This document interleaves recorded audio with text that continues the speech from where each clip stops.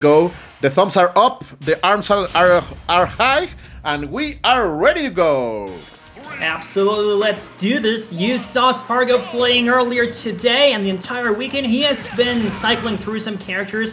He also played the Squad Strike bracket and brought pretty much every character on the roster. He was playing random at times.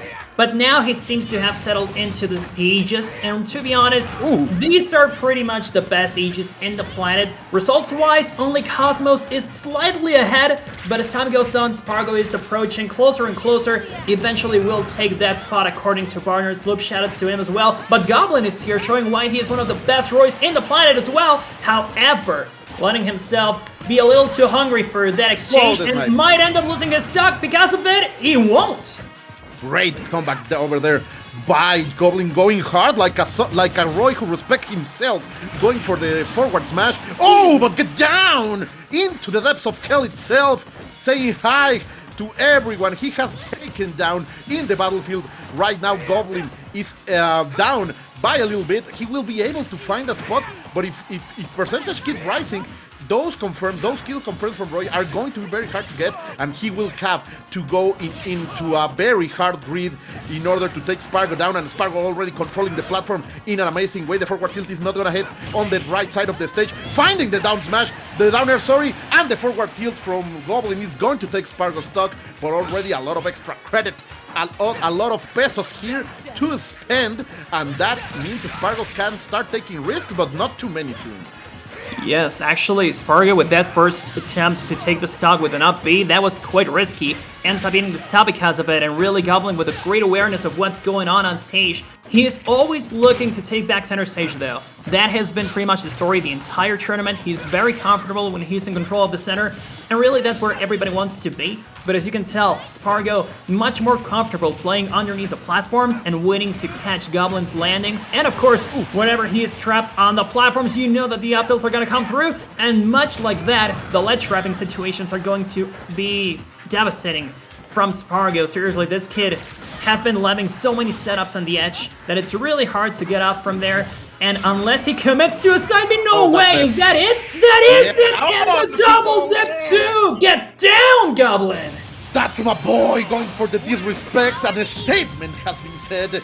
And a statement has been written all over the battlefield with those flames. My God, going for the downer. That was completely unnecessary roughness, but there is no American football here. There are no referees. They are able to take that kind of shots. Look at that. Going down with fear.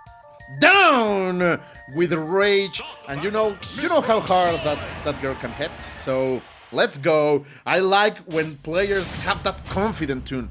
Those are the kind of moves that shake experienced players, and right here Spargo is able to establish a lot of rhythm, a lot of stuff over here, already punishing Goblin for this game too. We are back on small battlefield, and things are looking hot. Yes, indeed, same stage. This is no counter pick. This is just where Goblin wants to win it. And much like last game, the first thing he looks for is getting that center stage control, but he misses it. And you already know how great of a punish game Spargo has with Mythra specifically, consistently hitting those neutral air loops and of course pushing Goblin off stage eventually. But as I say that, the percent's pretty much even, forced to switch into Pyra and Mythra consistently too. Think of it like a second air dash at times, because Spargo uses it like that. And of course, the up B from Mythra, that's gonna be devastating. The aerial from Pyra is gonna end it. Goblin once again at a disadvantage. Yeah, the Binding Blade is no match for that Xenoblade. Oh, the double edge dance is not gonna cut it. And even the Flare Blade is not gonna hit even right now. Goblin trying to get it back. He needs that kill. Great read over there with the backer. Great stuff. The strong hit from Roy, finally finding a little bit of landing. And right here, a little bit of juggles. Let's go. The Nair? No. Nice. Get up and press jab. Already good stuff from Goblin. Trying to go out with the OP. Things are even, Steven. And things are a little bit better, but on the left side of the stage, he's going for the spikes. Are not gonna hit it, and every time Goblin is out of the stage, it's so risky, tune. Spargo is working like a complete sicario, like a complete sniper, finding all those places in order to get those heavy hits. And look at that, the forward smash over here. Mythra La Chancla is yet again punishing like it is A very strong player over here. Finally, a little bit of a mistake, and Goblin has a big chance here. Yes, indeed, Spargo just giving up his stock right there, but he is still on the stage. You can almost call it a teleport cancel. He just wanted to go back to center stage so bad that he will be willing to give up his stock, but still Goblin finding the jabs, and like you said, the jab pretty much the most important tool he has right now, the least commitment as well, and you know how many follow-ups Roy has after that move. And so he controls center stage again, and now pushing Spargo off stage. He did still have his jump though. Really good at keeping his jump. He never pulls a trigger on it, and even now, doing that delay get-up attack, well, doing the delay attack from the tech, so that Goblin can get off of him, and now the percent is pretty much even once more gold, so this battle is going to be first for center stage, and now that Spargo's on the ledge, he could have done something big, but gets hit by the get-up attack, and Goblin sees another neutral exchange. No, that was a big mistake. Spargo trying to get a read, and yes, Goblin gets the roll read, and the forward tilt is gonna hit strong. It's gonna hit hard. And my God, Goblin standing his ground, proving that he is one of the best in the business, and delivering a lot of very good. I'm gonna say footing. He was able to control after those heavy hits from Spargo, those spikes in the first game, and right now he seems to have and hold his mental game is top notch over here. So Goblin bringing the fight back, and I was calling Mythra la chancla because here in Mexico, you know, sandals or sleepers are one of the worst ways to get punished by your grandma or your mother. So Mythra is just like that. You make a mistake and you are gonna get the hits. You are gonna get La Chancla doing its work, and you can see right here, that's some amazing punishment tune. Absolutely, the juggle won't stop, and even if Goblin pulls the trigger on the air dodge, Spargo is more than ready to continue the punish with a neutral air after a fastball. So really, even a parry, he could have continued that chain, but unfortunately gets hit with the rest of them, and so we're pretty much back to even just one hit away. But the Prominence Revolt, Spargo has whipped a couple of those, but when he lands them, he wins big.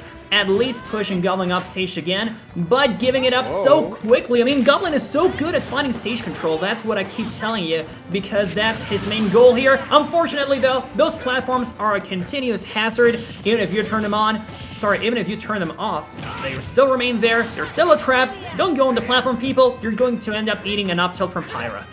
And Roy taking one lesson from Pyra's book, entering into the fray with the downer and making a little bit of damage in Spargo, but he needs to take the stock, and again 85% already. Spargo with a great lead. The downer is gonna hit on the best way. The Chroma Dust is not gonna land. Okay, on the left side, Goblin tried to get in. The forward tilt is not gonna hit. Oh, that was a punish. No, a big mistake over there by Goblin. Let's see if he can pick it up, because that was a certain kill and he just let it through. That's a big mistake. The patience from Spargo. Finally, a little bit of the shield clip, and we are going back into Spargo's number 2 stock, but I don't know, Tune. This is not looking good for our North American visitor, our invader today. Spargo is defending our land, our motherland, with a lot of fiery hits, and the Goblin has to prove something, has to deliver some amazing hits, but he needs to get a little bit of extra percentage. Roy will only be able to rob you on maybe 60 to 70%.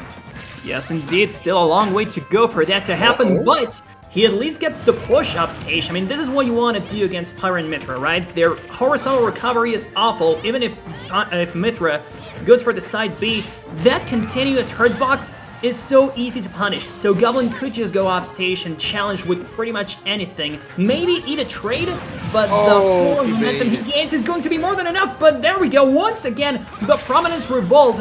It's like blink and you'll forget that it's happening. And yeah, Spargo finding those options with the surprises of these. So great of a punish, so good to catch Goblin off guard. And so, that's the story of the match, right? He's just gonna try to get this edge guard here. Misses the down air, but you just know how devastating that hit is going to be if it lands. And of course, the Chroma Dust. If he misses the downer with Pyra, he can always switch to Mythra, go for the up B, and Goblin is gonna be pushed into the abyss. And look at that one mistake, a lot of hits already, 80%. Goblin needs to find the kill, but he has to make some good call. Ooh, the upper is gonna be enough. My boy hitting like a truck.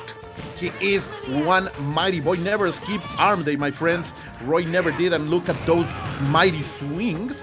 Oh, the beat the Blazer out of shield, trying to keep things safe for Goblin. Already 98%. When is Pyra going to come in? Because she is going to finish this with a bang if Goblin lets her. Okay, great backer. As amazing stop over there.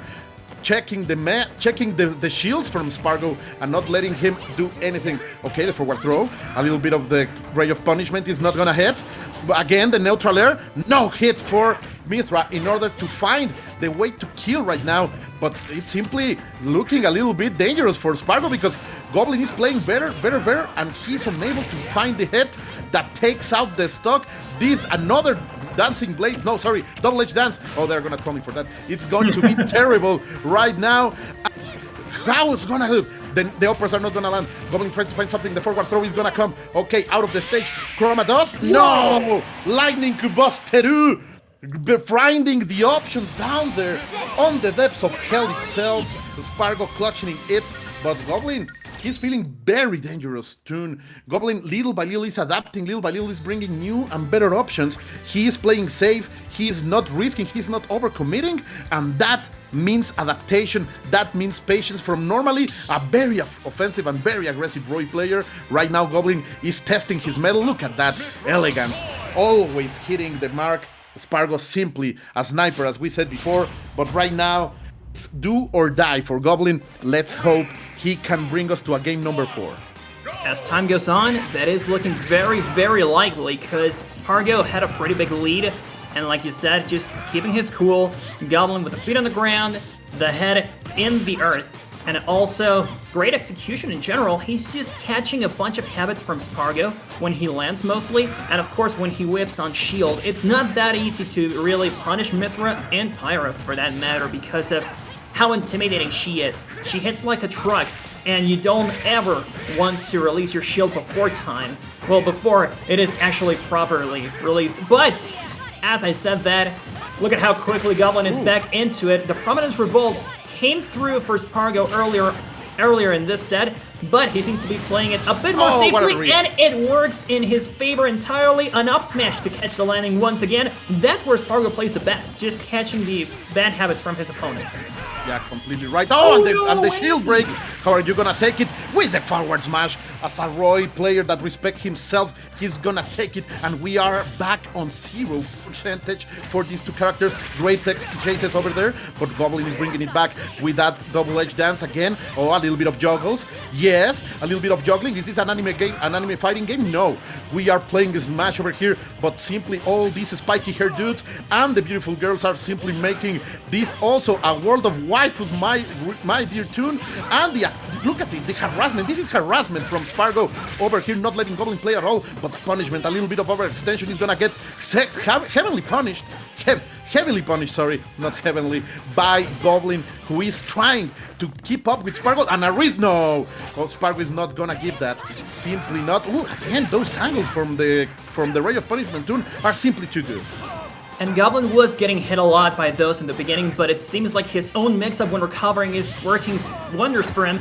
But the up smash, one of the rare Mythra kills, but if there's somebody who gets those constantly, it's also Spargo.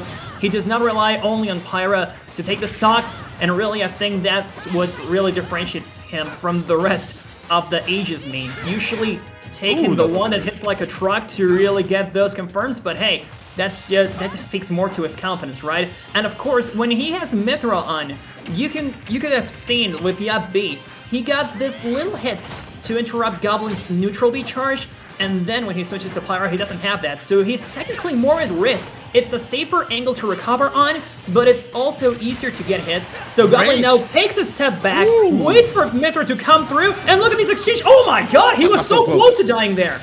Yeah, that was so close. It was very risky by Goblin, trying to take this stock, trying to make it even as soon as possible. Okay, up throw is gonna be enough. Yes, no matter DI from Spargo, there was no divine intervention over here. He had take that. Okay, up option. Oh, that's gonna hurt. that was a very risky stop, and the punishment from Spargo was not as good as some other times. But right now, on the center of the stage, is Spargo trying to find something. I am glitching a little bit, guys, sorry. But finding in the hits, okay. This is the Goblin classic, starting everything with neutral air, and finding the up tilt, hitting back in the vulnerable part of Roy, still finding those hits, the sniping. The Mexican sniper Spargo with that ray of punishment is simply fantastic. Everything that is working right now is going in Spargo favor for the last seconds. Ooh, again the downer trying to reach something, going for the spike is not gonna land. Ooh, great DI, smash the out of the double edge dance. Let's see if he's gonna fight something. Oh, that's gonna be punished. Yep. Heavily punished. Yes, you can't make those mistakes. Spargo knows. He said it. Yeah, I miss him, but yeah, I didn't press that button. Yeah, I'm gonna blame the controller, and I agree. I agree with that, because we know that was not the option Spargo normally used. We're gonna see that in the instant replay, my dear tune. Look at this. Look at this forward smash. Elegant, sexy. My boy is here. Absolutely. I mean, some great punishes from Spargo. Like you said, that was definitely misinput. Why on earth will you go for that option there? There was no way on earth that was not an accident. And let me just tell you, Colt, real quick, whoever takes this game is going to take the first offline set in history between these two. They have played before, but they have only played online with a 3-2 record in favor of Goblin, one of the few players who can claim that. Now, he has a positive record on Spargo, but now, can he translate that to the offline play? Spargo, as usual, starts really solidly, but like we have seen, Goblin doesn't need much to really bring this one back. However, this will be enough of a push. That's the first stock, and Spargo saying, yeah, that was an accident, buddy. This won't happen ever again. The punish game is solid, and the hits keep on coming, pretty much at even percents, but Spargo has an extra stock. It's just a fluke. Spargo is saying that it's just a fluke, and again, we're gonna feel that chancla punishing that mistake, that missed up B out of shield, and again, finding those hits, already 3 of them.